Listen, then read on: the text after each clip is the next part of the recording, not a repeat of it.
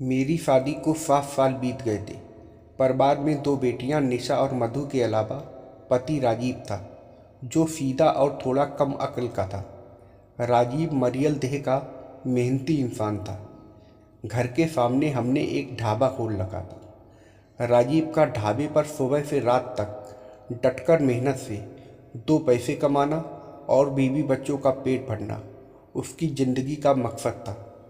जब कभी बारिश के दिनों में ताल तलैयों में मछलियां भर जाती, तब राजीव की जीभ लालच से लार टपकाने लगती थी और वह जाल लेकर मछली पकड़ने दोस्तों के साथ घर से निकल पड़ता। गांव में मजदूरी ना मिलने पर कई बार दिहाड़ी मजदूरी करने आसपास के शहर में भी चला जाता था। तब मैं अकेले ही सुबह से रात तक ढाबे पर रहती थी। गठीले बदन और तीखे नैन नक्श की मैं 27 साल की होकर भी मैं गजब की लगती थी। जब मैं ढाबे पर बैठकर खनकती हंसी हंसती, तो रास्ता चलते लोगों के सीने में तीर से चुभ जाते थे। कितने तो मन ना होते हुए भी एक कप चाय जरूर पी लेते थे। एक बार मूसलाधार बारिश में मेरे गांव से आगे 2 मील दूर बहती नदी चढ़ आई थी और सारे ट्रक नदी के दोनों तरफ रुक गए थे। तकरीबन 1 मील लंबा रास्ता ट्रकों से जाम हो गया था। तब ना कोई ट्रक आता था ना जाता था। सड़कें सुनसान पड़ी थीं। इस कारण मेरा ढाबा पूरी तरह से ठप हो चुका था।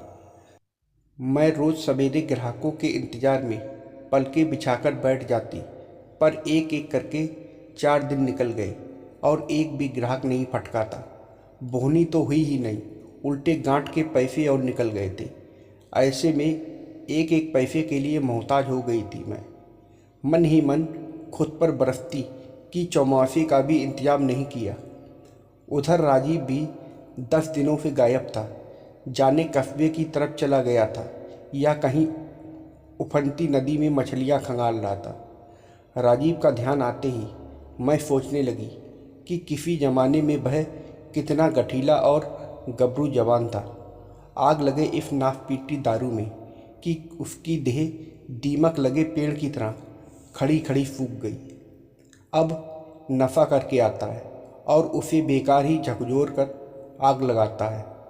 खुद तो पटाखे की तरह फुस हो जाता है और वह रात दिन भीतर ही भीतर फुलकती रहती है। कभी कभी तो राजीव खुद ही कह देता कि सीमा, अब मुझमें पहले वाली जान नहीं रही, तू तलाश ले कोई गबरू जवान जिससे हमारे ख़ानदान को एक चिराग तो मिल जाए। तब मैं राजीव के मुंह पर हाथ रख देती और नाराज़ होकर कहती कि चुप हो जाओ, शर्म नहीं आती ऐसी बातें करते हुए। तब राजीव बोलता, अरे शास्त्रों में लिखा है कि बेटा पैदा करने के लिए घड़ी 2 घड़ी किसी ताकतवर मर्द का संग कर लेना कोई गलत नहीं होता है। कितनों ने ही किया है, पंडित से पूछ लेना। मैं अपने घुटनों में सिर देकर चुप रह जाती थी। रास्ता रुके हुए 6ठा दिन था कि रात के अंधेरे को चीरती हुई एक टॉर्च की रोशनी मेरे ढाबे पर पड़ी। मैं आंखें मिचमिचाते हुए उधर देखने लगी। पास आने पर देखा कि टॉर्च हाथ में लिए एक आदमी ढाबे की तरफ चला आ रहा था। वह टॉर्च वाला आदमी ट्रक ड्राइवर का नाम दिलीप था। दिलीप आकर ढाबे के बाहर पीछे चारपाई पर बैठ गया। बरसात अभी रुकी नहीं थी और आबो हवा में कुछ उमस थी। दिलीप ने बेझिझक अपनी कमीज उतारकर एक तरफ फेंक दी। वह एक गठीले बदन का मर्द था। बल्ब की रोशनी में उसका गोरा बदन चमक छोड़ रहा था। बेचैनी और उम्मीद में डूबती मैं कनखियों से उसे ताक रही थी। थकान और गर्मी से जब दिलीप को कुछ छुटकारा मिला, तब उसका ध्यान मेरी ओर गया। वह आवाज़ लगाकर बोला, क्या कुछ रोटी वगैरह मिलेगी? हाँ, मैं बोली। तो लगा दो दाल फ्राई और रोटी। मैं जैसे बिजली की चमकी।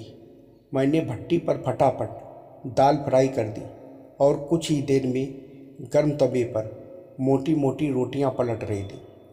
चारपाई पर पटरा लगाकर मैंने खाना लगा दिया। खाना खाते समय दिलीप कह रहा था, 4 दिनों से मैं भूख से बेहाल हो गया। जाने मेरे हाथों का स्वाद था या दिलीप की पुरानी भूख। उसे ढाबे का खाना अच्छा लगा। वह 8 रोटी खा गया। पानी पीकर उसने अंगड़ाई ली और वहीं चारपाई पर पसर गया। मुझको जेब से निकालकर उसने 500 रुपये का एक नोट दिया और बोला, पूरा पैसा रख ले।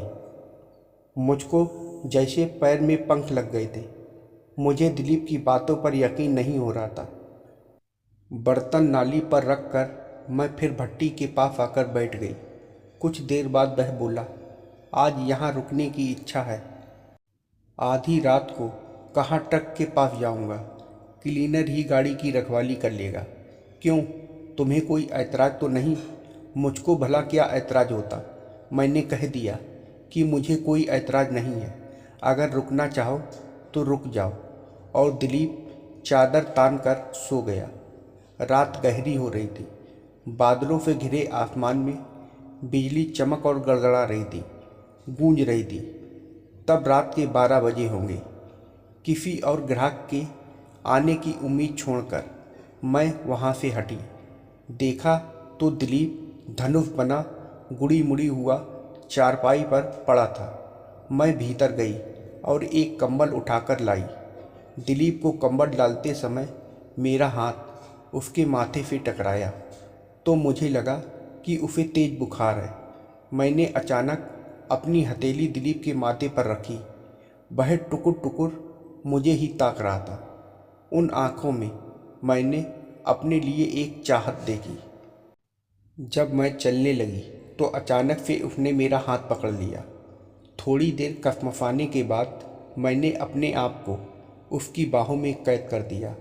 उसने मुझको चारपाई पर ही लिटा दिया और हम दोनों एक दूसरे में समा गए। सालों बाद मुझको बड़ा सुख मिला था। भोर होने से पहले ही मैं उठी और पिछले कमरे की ओर चल पड़ी थी। मैंने सोचा कि खुद राजीव ने ही तो इसके लिए मुझसे कहा था, और फिर इस काली गहरी अंधेरी रात में भला किसने देखा था। यही सब सोचते सोचते मैं नींद में लुढ़क गई। सुबह बड़ी बेटी ने मुझे जगाया और बोली, रात का मुसाफिर 1000 रुपये देकर गया है। मैं चौंकती सी उठी तो देखा दिलीप जा चुका था। चारपाई पर पड़ा हुआ कंबल मुझे बड़ा घिनौना लगा। मैं देर तक बैठी रात के बारे में सोचती रही। 15 दिन बाद दिलीप फिर लौटा और राजीव के साथ उसने खूब खाया पिया। नशे में डूबा राजीव दिलीप का गुणगान करता भीतर जाकर लुढ़क गया और मैंने जानबूझकर लाइट बुझा दी और खुद को दिलीप को सौंप दिया। दिलीप का अपना ट्रक था और खुद ही उसे चलाता था, इसलिए उसके हाथ में खूब पैसा भी रहता था।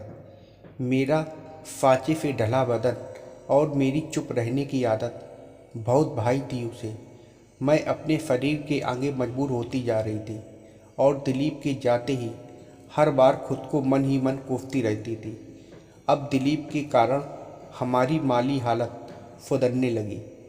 वह राजीव का भी गहरा दोस्त हो गया था। 2 लड़कों का बाप दिलीप बताता था कि कितना अजीब है कि वह एक लड़की पैदा करना चाहता है और राजीव लड़के की अभिलाषा रखता है। मैं चुप जरूर थी, लेकिन अंदर ही अंदर खुश रहती थी। दिलीप के कारण मैं माँ बनने वाली थी। मेरा 7वां महीना था। राजीव के साथ आसपास के जानने वाले लोग भी बेचैनी से इस बच्चे के जन्म का इंतजार कर रहे थे। तब पूरे 9 महीने हो गए थे। एक दिन अचानक दिलीप खाली ट्रक लेकर वहाँ आ धमका और उदास होता हुआ बोला, अब वह बिहार में ही ट्रक चलाएगा क्योंकि घर के लोगों ने नाराज़ होकर उसे वापस बुलाया है। यह सुनकर राजीव और मैं बेहद उदास हो गए थे। आखिरी बार मैंने उसे अच्छा खाना खिलाया और दुखी मन से विदा किया। अगले दिन ही मुझे अस्पताल जाना पड़ा। मुझे दर्द बढ़ गया तो मैंने नर्स को बुलाया। आनन फानन में मुझे भीतर ले जाया गया। आखिरकार मैंने एक बच्चे को जन्म दिया और बेहोश हो गई। कुछ देर बाद होश में आने पर मैंने जाना कि मैंने एक बेटे को जन्म दिया है। मैंने दिल से दिलीप को धन्यवाद दिया, जिसकी वजह से मैंने एक बेटे को जन्म दिया था।